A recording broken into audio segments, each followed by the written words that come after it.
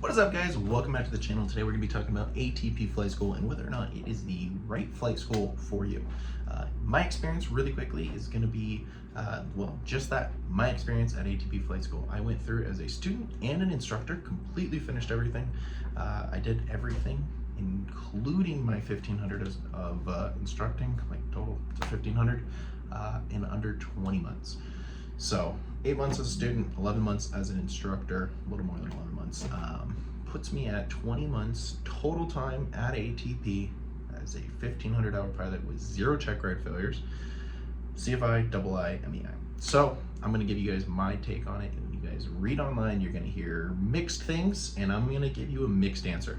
I think ATP is great for certain people, and hopefully this video is gonna kind of help you guys go through the pros and cons and then kind of give like a summary at the end of exactly who I think ATP is right for and whether or not you should stay clear. All right, now let's jump into whether or not the pros and cons work for you. Biggest pro, ATP Flight School, speed. You look it up, you hear it's an accelerated program. They tell you how long it's gonna be. You talk to people that have went there. It's accelerated. It's a fast program. Everything that you hear is accurate, right? It is one of the arguably fastest ways to get to the airlines. Cool. That's awesome, right? Seniority is everything. The quicker you get to the airlines, you make more money, you start faster, you make $100,000 rather than serving while I'm in college, whatever. Yeah, that's great, right? Speed is number one. That is what everybody wants. Now, I need to caveat, speed isn't everything. Speed can be a con, and it is definitely the biggest negative of ATP Flight School. It worked for me. You went 7 for 7 on check rates. It works for a lot of students, but there are plenty of students that will be overwhelmed. They will not have enough time for their family life at home. They will not be able to work their job that they think that they can manage while being at flight school. You can't. But the other side of that is the speed is good. You will get a lot of ratings really fast. And what they're advertising online is 12 months right now. And I think that is very fair and very accurate. I did it in 8 months. When I went through the program, it was advertised as 7 months. So 8 months wasn't like my goal when I started, but it was about as fast as I could possibly do it. I flew almost every day, and my only delays were check rides. ATP, just like every other flight school in the country, has check ride delays. DP availability is really tough, but ATP has probably the least check ride delays of any flight school because they are like the biggest flight school. Because they do so many check rides, they curate these relationships with DPs, and even if they don't have a GP, or they don't have DP availability at your location, because let's say right now I live in Ogden, right? Ogden, Utah, right? Just north of Salt Lake. There are DPs here, but there are times when we have too many check ride requests and there's not enough DPs to do them. ATP will get DPs from out of state and send them here to get you guys check rides and to keep things moving. That is a really big benefit. So DP availability is going to be the biggest delay. ATP does a good job mitigating that, but it still exists a little bit. But I think with them saying 12 months now, it's accurate. You can do it in 12 months. You can do it in a little less. I think that's awesome. Now the other thing besides DP availability that's going to slow you down is weather.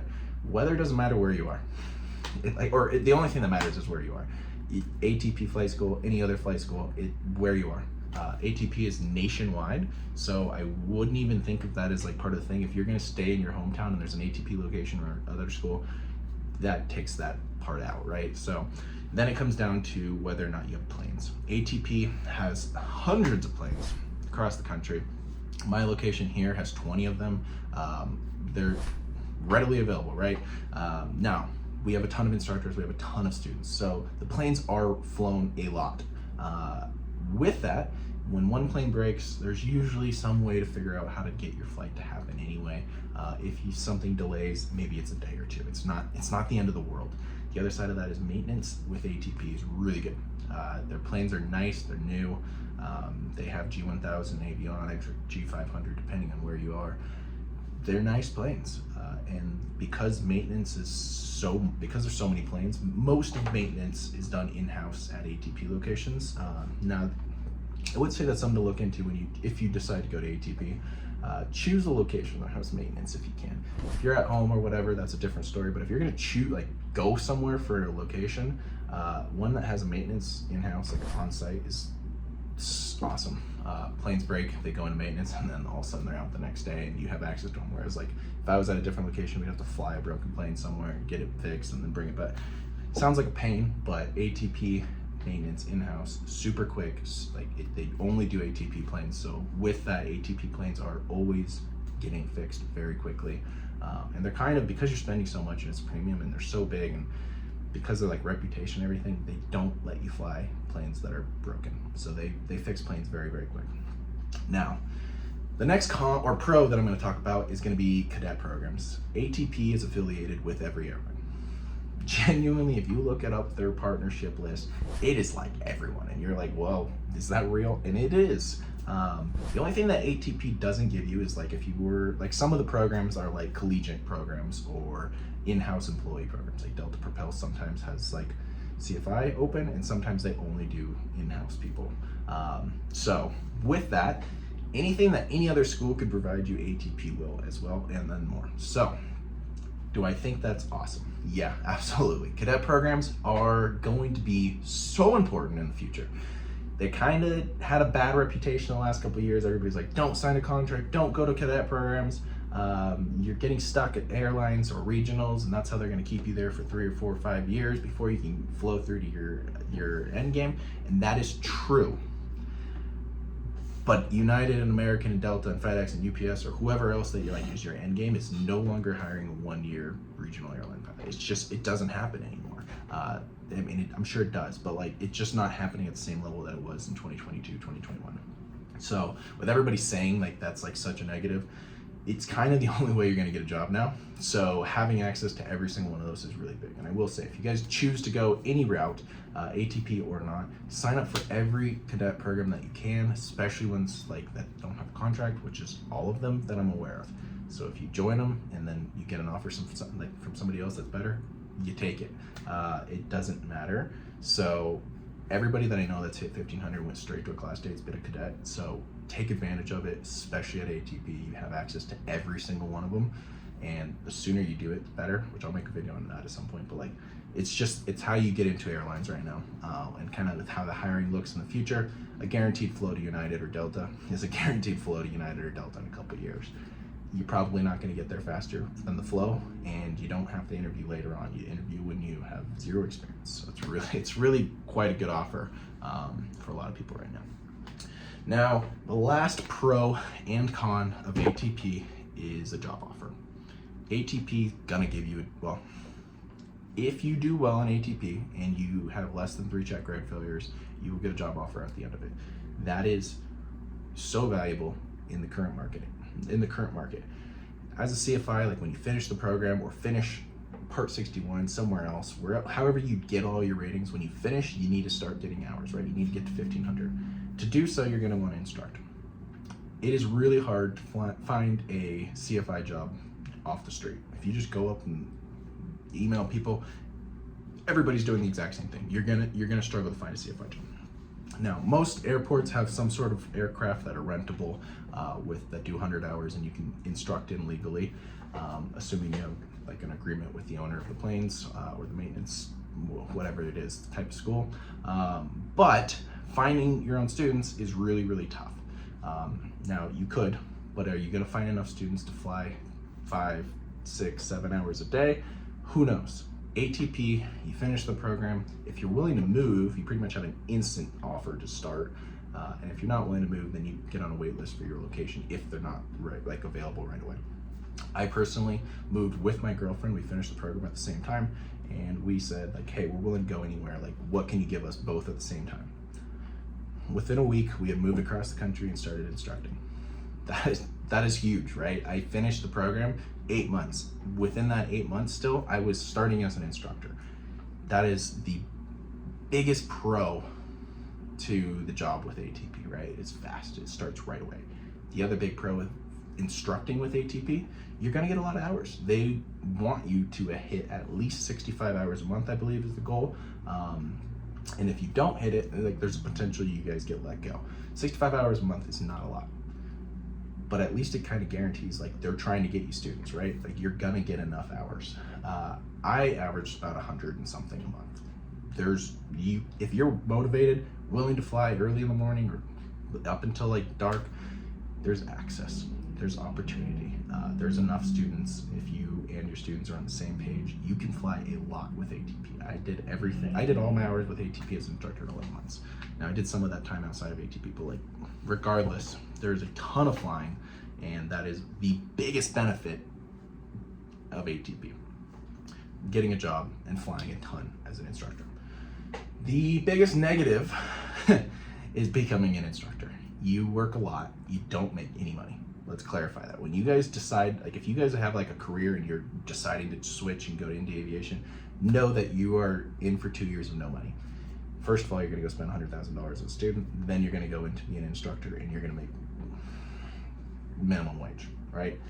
They have switched it all now, and now you're W-2 instead of 1099, so there's benefits, kind of, I guess. But you make 22 an hour, and that's for the time that you were flying an airplane, or ground, or sim. You will be at the airport for 12 hours and get paid for 9. It's just how it works. It kind of sucks, and you don't make a crazy amount of money, but it's not really about the money at all. So that is like the biggest thing. Now in terms of cons of being a student, cost is gonna be number one, right? We mentioned it. It's ridiculously expensive, but you're paying for a premium. It's kind of up to you. Can you do it for half price? Absolutely. You could get all your ratings for 50, 60 grand very easily. Yeah, I'll talk about that in a later video, but like it is super possible to do it way cheaper than ATP. And if you're somebody that's not here for the speed, or you have somebody like a good instructor that's willing to do it fast with you, like you could do it relatively the same, especially if you find a DP that's willing to work with you, like Checkride. But you know, cost, that's a big negative when you're signing up for ATP, so you need to be aware of that. Now I guess the other part of the cost is, though, you get to the airline 6 months faster or a year faster, you make $100,000 a year earlier. It does balance in a way, in the long run. But if you go to ATP and you fail out, or don't end up at the airlines because you failed 3 or 4 check rides and hiring is getting more competitive, which is very like a real conversation that you need to have with yourself, whether or not you are capable of never failing, or only failing once or twice, like 1 or 2 check rides.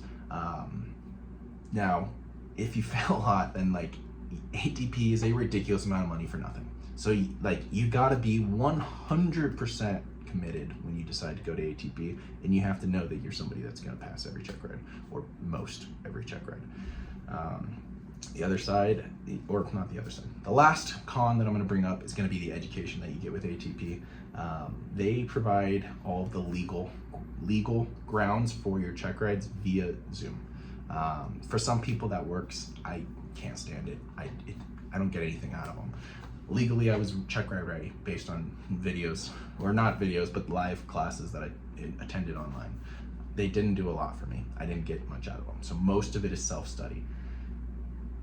Whether or not you're motivated goes through everything, right? So if you're a really good self-motivated person, you can study on your own, or you study with other people, it's good. There's also a really good culture at ATP for ATP students, right? There's tons of students. There's 100 and some students here at this location alone, let alone the thousands of students throughout the nation. There's gonna be people to study with. You're gonna have kind of like a group to work with as you go through it.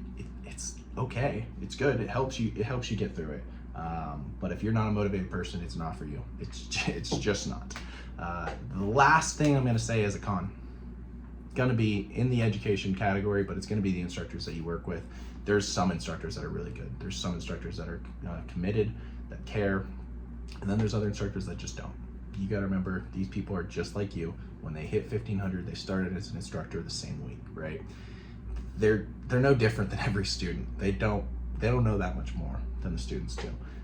Now, as those instructors kind of get more hours and more experience, that changes, but immediately they start as an instructor and they don't know anything more than the students do. So that part's hard. And then there are a ton of instructors that get through and end up with job offers that pass the program and were okay students, but they just aren't good instructors, or they don't want to fly a lot. Or some instructors that struggled in the program and paid extra for a lot of additional training, but never really passed check or failed check rides, end up as instructors, and that doesn't mean they're good pilots. It just means that they were ready when they finally got to their check rides. So it's kind of some overall benefits, and I don't know. It's one of those things that you got to decide on your own. I will say, from my perspective, if I were to do it again, I would do it again. ATP was very fast. I got an offer out of it. I ended up in a cadet program that I wouldn't have had access to without being a CFI at ATP. And I think that's where I'm going to end up. I won't say too much about that, but I think that's where I'm going to end up from that cadet program. So it's going to get me everything in a very short period of time. It's going to get me a job offer to a legacy in the end. It's really good. I paid a ridiculous amount of money for it. I put a lot of time and effort into it.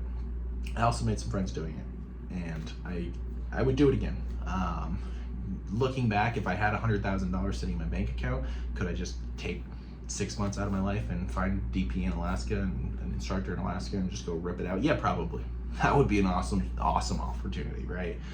It's not for everybody, right? So the availability of a loan and everything like that is big, which helps.